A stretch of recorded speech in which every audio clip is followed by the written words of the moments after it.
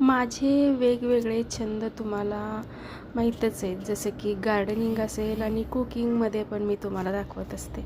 तर काय माहिती का, मला जेव्हा जेव्हा वेळ मिळतो ना, तेव्हा मला एकतर मोबाईल हातात असतो आणि किती वेळ मोबाईल धरणार ना. मग माझ्या रिकाम्या वेळेत मी गार्डनिंग करते आणि अशा सुंदर सुंदर माळासुद्धा मी वेगवेगळ्या प्रकारे करते. ही माळ जास्त नाही आवडली तर याला कट करायचं, परत दुसऱ्या प्रकारे करायचं, असं काहीतरी वेगळं वेगळं माझं छंद चालवलेला असतो. आणि त्याचपैकी ह्या 2 माळा मी केल्या होत्या, म्हणून म्हटलं तुमच्याबरोबरही शेअर कराव्या.